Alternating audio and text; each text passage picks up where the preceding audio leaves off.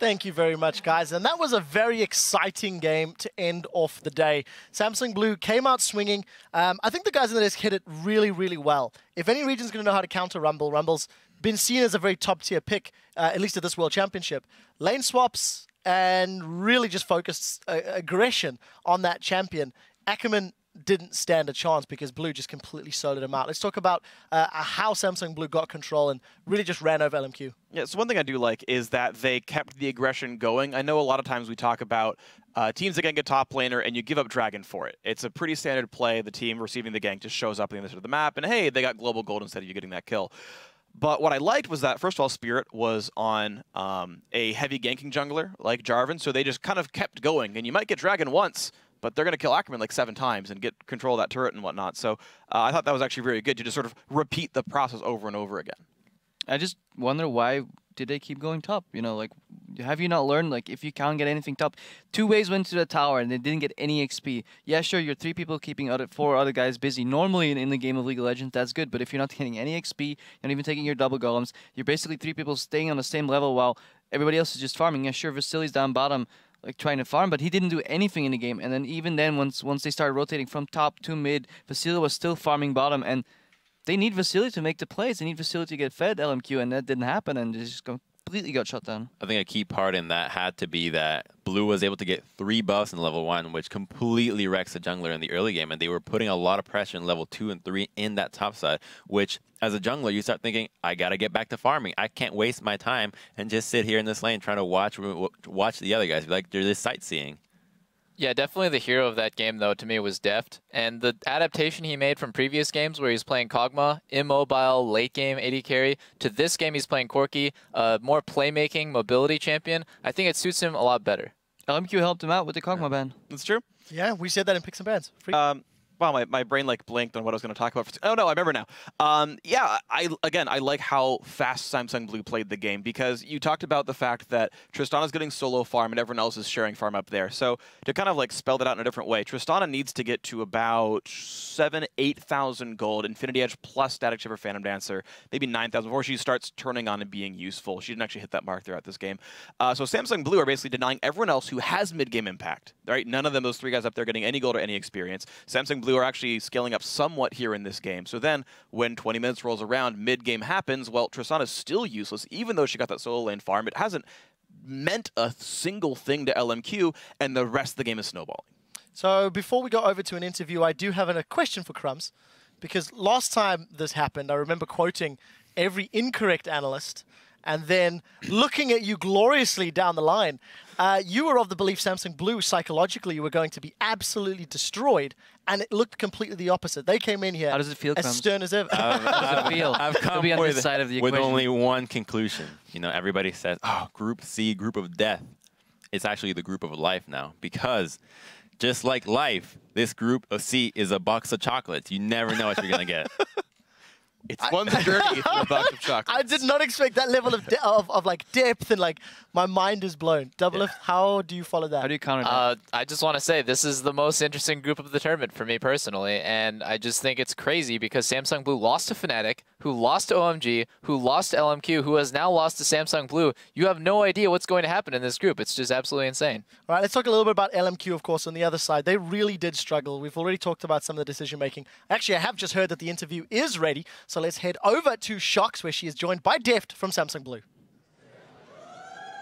Thank you very much. Quick shot indeed joined here by Deft. Deft, first off, congratulations, and immediately the question, why did you guys decide to go so full-on aggressive in this game versus LMQ? LMQ와 경기할 때 왜 이렇게 공격적인 픽들 고르셨나요, 혹시?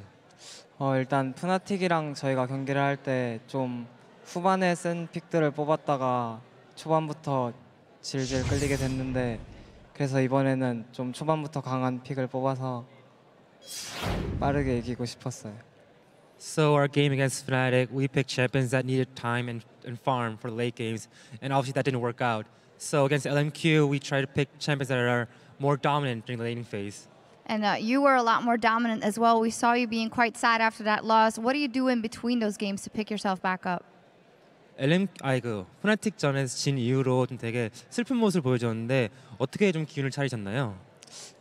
일단 팀원들이나 감독님, 코치님이 잘 다독여 주신 것도 있고 또 상대 팀 원딜이었던 레클리스 선수가 와서 막 포옹도 해주고 그래서 어떻게 잘 풀린 것 같아요.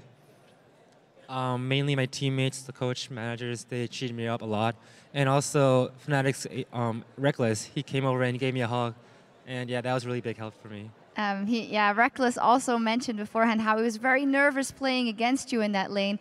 Do you think you can beat him if you get the rematch on Sunday? 레클레스 선수가 여기 인터뷰할 때 데프 선수랑 경기할 때 되게 긴장했다고 했는데 일요일 날 재경기하면 이길 수 있을 것 같으세요? 일단 레클리스 선수도 굉장히 잘하는 선수이기 때문에 이길지 못 이길지는 잘 모르겠지만 코그모만 안 하면은 이길 수 있을 것 같아요. So Reckless is a really great player, and I think it's gonna be a really hard game.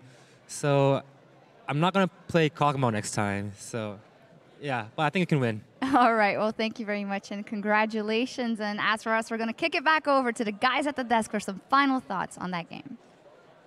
Thank you, Shocks. And yeah, if a hug from Reckles gives you the power to win a game, then I'm going to be hugging Mata when I get to the All right, let's finish talking about how Samsung Blue took down LMQ. We do have a replay of that ridiculous level 3 team fight in the mid lane. Let's pull that up onto your screen. And let's start this one off. I know, Crepper, you were talking a little bit, getting quite excited. And anyone wants to chime in. Roll this clip out and talk us through the craziness that's I mean, it's all kinds of crazy. You shouldn't open with a fish here if you respect your opponent. Dade can win well that all the time. Good roam from Acorn comes in. Xiao Xiao somehow manages to come out here alive, even though Ackerman TP's in. If you look at the bottom facility, he's nowhere near. He throws an Acorn right here, trying to catch him off with a part of himself. Too slow. Crumbs is too proud of that pun, by the way.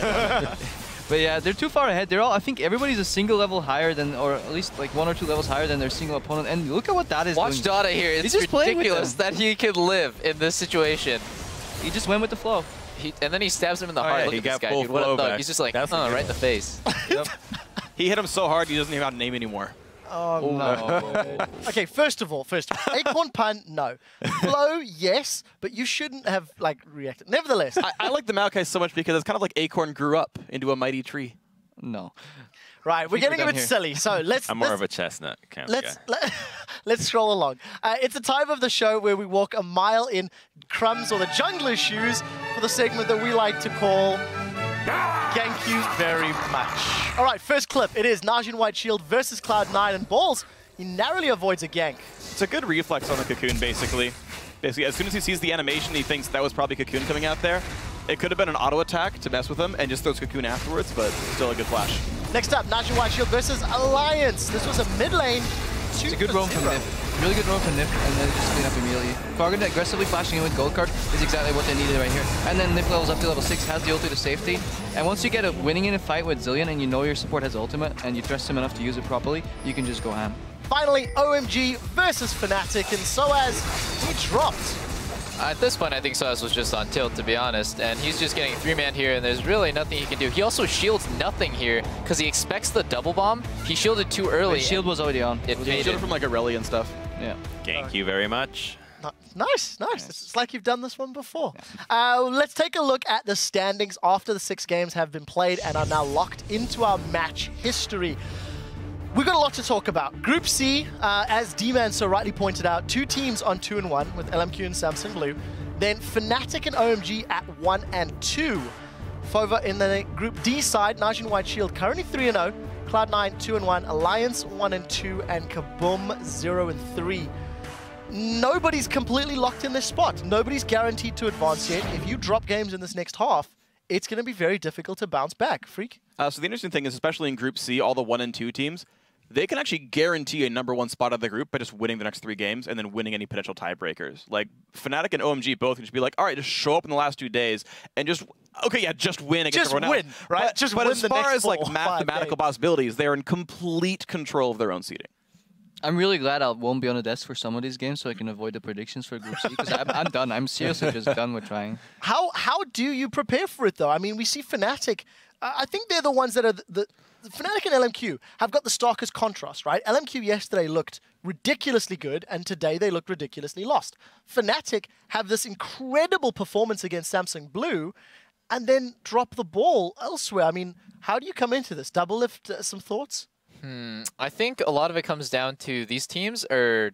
You have to be really flexible in your style. You have to be able to play against so many different styles of teams, especially in the group of death. I mean, this group, I've been wrong on like every prediction today and probably like every other day. But anyways, it's just really hard because you don't know if these teams are able to adapt to the styles of Fnatic, of Samsung Blue. It's just so hard. I think it's not exactly the teams being able to adapt, but tunnel visioning on what they're doing. Like, we see these teams play the same strategy like 2-3 games in a row, and then it fails, and then they realize, oh, we got to change. Then they lose again, and then, oh, we change. Put it into a winning strategy, then ride that one against all the other teams. Doesn't work again, and then it fails. They need to really just be understanding of why these compositions and strategies work against each other. It touches up on what you mentioned about being flexible. So Crumbs and Crepo, Cloud9 and Alliance respectively, what are they going to do in the other half? Alliance, hit and miss. They picked up a win against Kaboom. They've had 2 close-fought losses. I think that's the way I'm going to phrase it. Against Cloud9,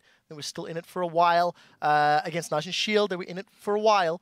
Cloud9, on the other hand, the talent pick, their play style, what are we expecting from the respective teams? I think Alliance just needs to sit down, watch those replays, and analyze where they went wrong strategically. They now know, yeah, they need Froggen on a playmaker, they need comfort champions on everybody else, but they need to analyze their mistakes, especially in terms of rotations and in build paths in certain cases as well. I think that Najin's probably feeling very comfortable in the position that they're in. You know, they're playing Kaboom one more time. That almost certainly guarantees them a 4-0 in their group already. So I'd expect Cloud9 and Alliance to have each other in their sights and nobody else. So, as you said, watch the replays, but I think for this matchup, the mid laner seems to be the most impactful thing. We saw Najin kind of exploit mid lane, bringing out a talent pick from high that did not pan out. So I think if Froggen can try to do the same thing against Cloud9, it might just turn the tides in their favor. Well, they do play that tomorrow, game 2 of the day. Not a lot of time. Alliance then play Nation Shield later in the day, so not a lot of time for them. Talking about the schedule, we are back tomorrow with another full day of action, starting with a match between Fnatic and OMG. Then, as I've mentioned, Alliance will battle the North American team Cloud9. We'll actually close out the day with Alliance returning to the Rift to take on Korea's Najin White Shield, potentially maybe their final match of World Championships if they continue losing. We will see. Right, those matches will begin 3 hours earlier on Saturday. So it starts at 8 a.m. Central European Summer Time. And a special note for those of you in the Pacific time zone, those matches will hit your browsers at 11 p.m. tonight. So make sure you set a reminder because you don't want to miss any of the action. I would once again like to thank all of our special guest analysts for sharing their insights on all of our matches for today. For myself, the casters, and the entire world's broadcast team, thank you so much for watching. We'll see you back in approximately 14 hours for day 3. Which is too soon. Not soon enough. Lovely.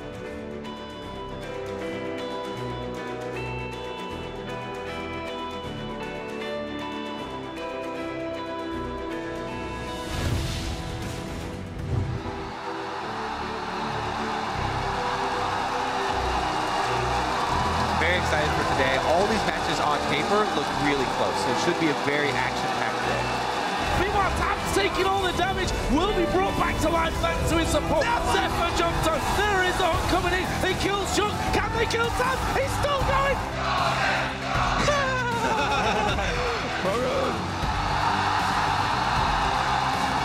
Again, Fnatic decide, screwy left, Max Rage onto Acorn, we'll get the one, Heart will be the next one.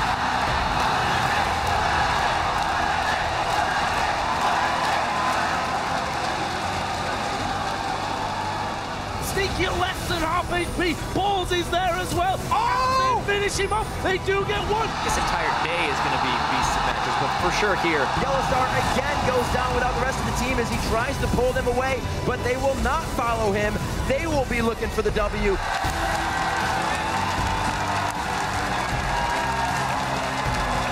The monsoon lands. Danagorns is going to get focused. He gets burnt on down. Shook goes deep. Punts and left straight back in towards the line. Death Sentence land pulls him in. Dane taken out. Slides out the way. I see. Yeah!